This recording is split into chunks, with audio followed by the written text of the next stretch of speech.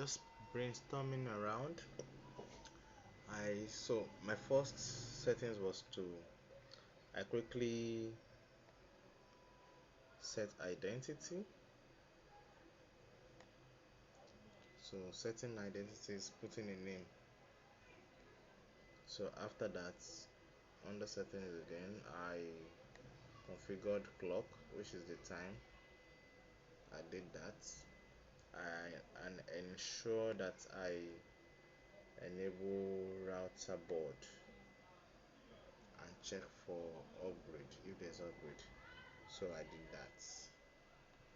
So next online is I named all this interface. I created this port first, named it 1 by typing just 1 here and without touching any settings, and I did OK. So I labeled it using comments, using these comments to put this label: connect to internet, connect to internet. My laptop is low, that's why I'm quickly doing this video. So after that, I created LAN 1 using the port 2 because this one has been my Ether 1. You can see all the labels are Ether 1, Ether 2, Ether 3, Ether 4, Ether 5, Ether 6, Ether 7, Ether 8, Ether 9, Ether 10. It's a 10 port Mikrotik switch. So I did my configuration using the Ether 1 as 1, which is wide area network port where internet comes in, and using my Ether 2 as LAN 1, the master port for LAN 1. I want to segregate the port 1. I want to segregate the port 1, 2, 3, 4, 5 away from 6, 7, 8, 9, 10. Why the port 1 will be the one bringing internet in, and port 2, port 3, and port 4 and port 5 will be the one to bring internet out to internal devices like local area network inside the server room. So configuring it for the server room, that's Ether 2, Ether 3, Ether 4, Ether 5 for the servers and any other equipment in the server room inside. Why the 6, 7, 8 will be for hotspots. That's the Wi-Fi hotspot that will be installed with Ubiquiti, Comfast, or TP-Link access points. The access points will be coming to those other interface of 6 to 10. So let's proceed. So after naming my LAN 1, which is Ether 2 as LAN 1, Ether 3 is not the one I named as LAN 2. You can see Ether 6 is missing here in between 6 and 7. Ether 6 is the one I now named as LAN 2, which is the segregation for the second batch of the switch. So the first segment is Ether 2 to Ether 5. The second segment of the switch of the Mikrotik router is Ether 6, which I made as LAN 2 as the master. Then Ether 7, 8, and 9 will now be the slave to it. You can see them labeled S. So that's that. That's what I created here. What brought in this bridge? What brought in this bridge? What brought in this bridge is I configured bridge here. I created a bridge. Let me maximize so you won't get confused with the screen. I created a bridge.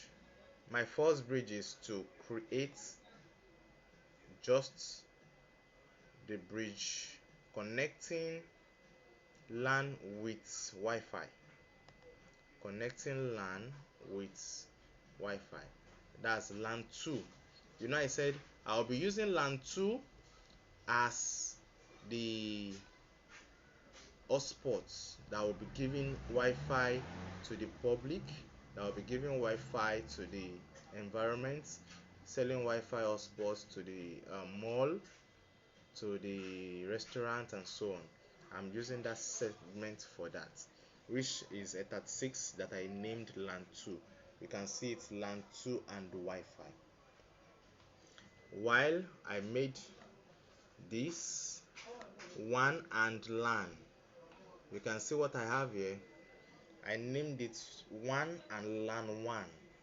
It's not bridging them together, but it's like a master port for it. So let me name it as bridge for internal server, bridge between servers, between bridge between servers. That's what I have here, bridge between servers. So with that, it has affected here, bridge between servers. And next thing I do is what? I click OK. So I come here, ports. I now start creating this port. I'm doing this video after doing my settings because it's just like a simulation. The simulation is not yet complete, so I'm doing this video to just show the step-by-step why and how I did the segments, separation of the server, having this first part of the switch different from the second part of the switch, with different configuration, with different server configuration. So I did ports and I added ports, which is the port 1. Here is just to select who is who by saying what? LAN 1 here, LAN 1 here will join the bridge 1 and LAN, where 1 and LAN is being connected. So LAN 1 will respond to that. While the second one I created is LAN 2, which is bridging LAN 2 and Wi-Fi. This one is the one for the hotspots I talked about. While I thought that I created another one. This one is the one bridging the one bringing the internet in and the first segment, and which is the servers inside the server room. This is the one bridging them together, and automatically your ETA 3 and ETA 4 and ETA 5 that are coming in to be bridged together as the servers inside will now appear automatically. They appeared after I created this first one. They appeared after I created this third one. After I created this third one, the one, these three appeared. SFP, that's SFP port. I bridge the SFP port with the same segment for me to take fiber from that port to extend my switch, to put on a Cisco switch or to put on a media converter or OLT switch. So, and the one is wireless, which is Wi-Fi, if you can still remember, bridge LAN 2 and Wi-Fi. That's what I did for that. So next thing is to now configure addresses. We configure addresses. So I'm going to be creating address, whereby I'm creating address for the bridge LAN 2. The bridge LAN 2 will be taking address of 10.0.0.1/8. Apply, it creates the bridge and you click OK. That's the second segment. Okay, are you there? So this also, it's just like assigning IP to those interfaces we created. I'm giving IP to this. If I want to assign IP to this port, it means I want to give DHCP. If you want to give DHCP, you can just leave this to be 192.168. This is like assigning IP address 192.168 this is my internet address, internet service provider address, dos dot 6.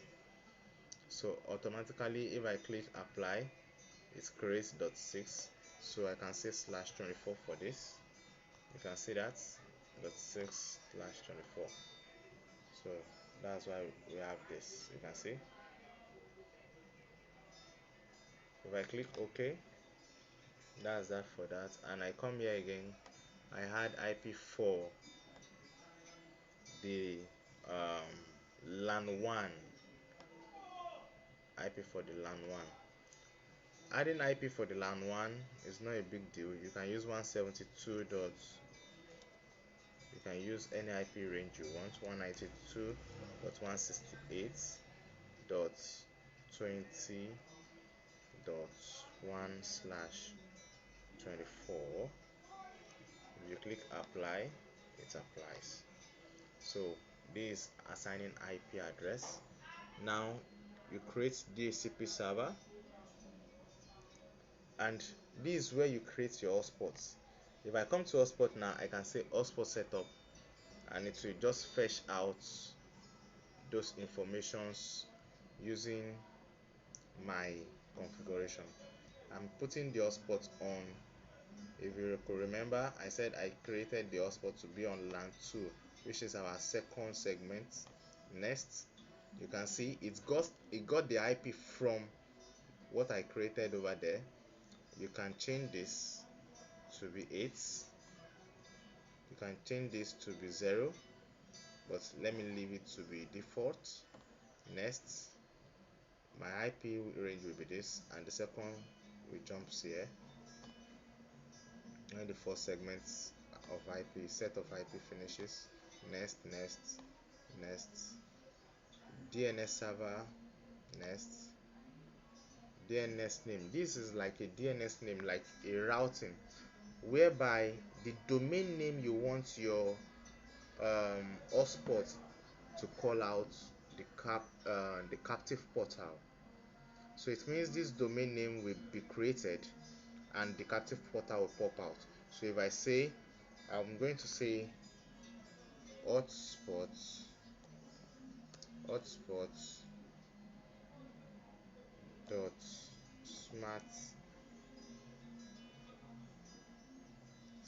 AI. Okay, let me just say hotspot dot smartnet.int. You can use .com, you can use any domain you want. So but this domain, mind you, if it's the same domain as your existing website, it's going to route to this server hotspot. So make sure it's not an existing, or you can just create hotspot. If so, make sure it's not an existing domain, so it won't. But it can be, it can be that this subdomain is existing, but this hotspot should not be existing, so it won't be conflicting each other. So that's that. I now say next. Then this day hotspot user, you can create hotspot user and say pass 123 as